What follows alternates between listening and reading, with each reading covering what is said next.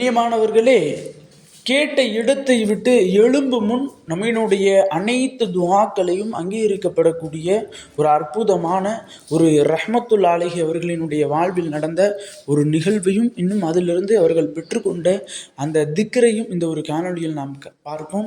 அஸ்ஸலாமு அலைக்கும். கண்ணியமான சகோதர சகோதரிகளே, துல்ஹஜ் பிறை 15 துஆக்கள் அங்கீகரிக்கப்படக்கூடிய நாளான பரக்கத் பொருந்திய மாதமான இந்த வியாழக்கிழமையினுடைய தினத்தில் நாம் எல்லோரும் இருக்கிறோம்.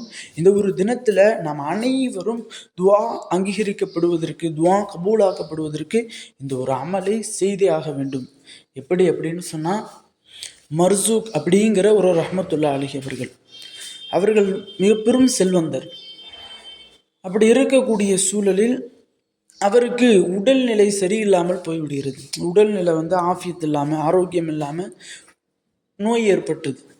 அப்போ அவர்களால் எந்த ஒரு வேலைக்கும் போக முடியலை, எந்த ஒரு இடத்திலும் போய் வேலை பார்த்து சம்பாதிக்கவும் முடியலை. அதே சமயம் அவருடைய குடும்பத்தில் நிறைய பெண் பிள்ளைகள், ஆண் பிள்ளைகள், இன்னும் அவருடைய மனைவி, தாய் தந்தையர்கள், பெற்றோர்கள்லாம் இருக்காங்க. இவர்கள் எல்லாருக்கும் இவர் சம்பாதித்தால் மட்டும்தான் பணம் கொடுக்க முடியும், செலவு செய்ய முடியும், அவருடைய வீட்டுக்கு பொருள் வாங்கி போட முடியும். இந்த மர்சூக் ரஹ்மத்துல்லா அலைஹி அவங்களுக்கு இது போன்ற நோய் ஏற்பட்டுருச்சு. அப்போ அவர்களால் வேலைக்கும் போக முடியாது, அந்த செலவுக்கான பணத்தையும் அவங்களால கொடுக்க முடியாது. இப்போ அல்லாஹ்வை விட்டால் வேறு யாரும் கிடையாது. இப்போ அல்லாஹ்விடத்தில் கேட்கணும். இதே சமயம் அவர்கள் என்னெல்லாம் அல்லாஹ்ட்ட கேட்குறாங்களோ அது எதுவுமே நிறைவேற்றுறது கிடையாது, எதுவுமே அங்கீகரிக்கப்படுறது கிடையாது. எல்லாத்தையும் அல்லாஹ் தள்ளி தள்ளி விட்டான், துவாவே ஏற்றுக்கொள்ள மாட்டான். அப்படின்ற ஒரு கவலையோட அந்த ஒரு ரஹ்மத்துல்லா அலைஹி அவங்க பள்ளி வாசலுக்கு வர்றாங்க, மஸ்ஜிதுக்கு வர்றாங்க. மஸ்ஜிதுக்கு வரும்போது ஒரே ஒரு மனிதர் மட்டும் நன்றாக ஏதோ ஒன்று ஓதிக்கொண்டிருக்கார். அந்த ஓதிக்கொண்டிருந்தவனுடைய அருகாமையில் போய், நீங்கள் என்ன ஓதுறீங்க, எதுக்காண்டி ஓதுறீங்க அப்படின்னு கேட்குறாரு. நான் துவா அங்கீகரிக்கப்படக்கூடிய ஒரு திக்ரை ஓதுனேன் அப்படின்னு சொல்லி அந்த ஒரு ரஹ்மத்துல்லா அலைஹி பக்கத்தில் இருந்தவங்க சொல்கிறாங்க. அப்போ இந்த ஒரு திக்ரை ஓதுனா துவா அல்லாஹ் உடனே ஏற்றுக்கொள்வானா, அங்கீகரிச்சிருவானா? என்னுடைய வீட்டில் நிறைய கஷ்டங்கள், நிறைய பிரச்சனைகள் இருக்குது, நிறைய சோதனைகள் இருக்குது என்னுடைய வாழ்க்கையில், எனக்கு ரிஸ்கில் தட்டுப்பாடு இருக்குது.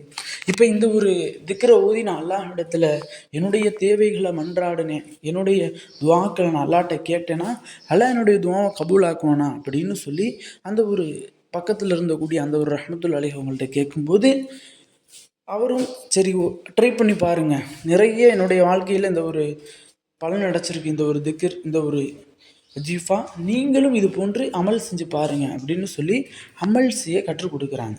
எப்படின்னா, நல்ல உடல் சுத்தத்தோடு, இன்னும் உடை சுத்தத்தோடு, நல்ல ஈமானோடு ஒரு இடத்துல அமர்ந்து வேறு எந்த ஒரு சிந்தனையும் இல்லாமல், குடும்ப கஷ்டத்தினுடைய சிந்தனை இல்லாமல், இன்னும் வேறு பெற்றோர்கள், பிள்ளைகள், மனைவர்களுடைய சிந்தனைகள் இல்லாமல் உலகத்தை மறந்து அல்லாஹ் ஒருவன் தான் இருக்கான், அல்லாஹ் மட்டும்தான், என்னுடைய பிரச்சனையை அல்லாஹ்வால் மட்டும்தான் தீர்க்க முடியும் அப்படிங்கிற ஒரு நியத்தில், அப்படிங்கிற ஒரு எண்ணத்தில், மன ஊர்மையில் இந்த ஒரு அமலை நீங்கள் செய்யுங்க, உங்களுடைய துவா கபூலாக்கப்படும் அப்படின்னு சொல்லி அந்த ரஹ்மத்துல்லா அலைஹி அவங்க எழுந்து போயிடுறாங்க.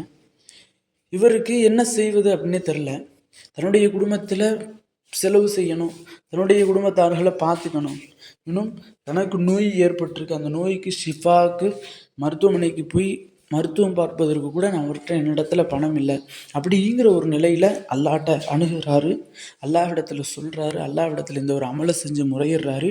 அந்த ஒரு ரஹ்மத்துல்லா அலைஹி அவங்க அந்த துவா செஞ்சுட்டு போகும்போது தன்னுடைய வீட்டில் போய் பார்க்குறாரு. ஹிபத்தாக, அன்பளிப்பாக நிறைய தங்க ஆபரணங்கள், நகைகள், பொருள்கள், இன்னும் பணங்கள், இன்னும் உணவுகள், பழங்கள், இது போன்ற எல்லாமே ஹிபத்தா, அன்பளிப்பாக இது போன்ற ஒரு அரசர் இங்கே வந்தாங்க, இது போன்ற ஏழை மக்களுக்கு வழங்க சொல்லிட்டு போயிட்டாங்க அப்படின்னு சொல்லி ஹிபத்தாக வந்திருக்கு. இப்போ அல்லாஹ்விற்கு ஷுக்கூரியா செய்கிறாங்க, அல்லாஹ்விற்கு நன்றி செலுத்திய வண்ணமாக இந்த ஒரு விஷயத்தை அப்படியே முடிக்கிறாங்க கிதாபில். இப்போ இதிலிருந்து நாம் விளங்க வேண்டிய விஷயம், உலகமே நம்மளை கைவிட்டாலும், எல்லாரும் நம்மளை கைவிட்டாலும், நம்மளுடைய துவா அங்கீகரிக்கப்படலை, இன்னும் உதவி யாரும் நமக்கு செய்யலை அப்படின்னா இந்த ஒரு திக்ரை நீங்கள் ஓதி பாருங்கள். உங்களுடைய துவாவின் மூலமாக அல்லாஹ்வினுடைய உதவி உங்களை தேடி வரும். அப்படிப்பட்ட அந்த ஒரு திக்ரு என்ன அப்படின்னா, கொஞ்சம் சின்னதாக தான் இருக்கும்.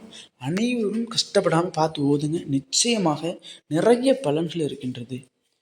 அப்படிப்பட்ட அந்த ஒரு திக்ர் என்னன்னா, பிஸ்மில்லாஹிர் ரஹ்மானுர் ரஹீம், யா ஹய்யூ யா கய்யூம் பி கராமத்திக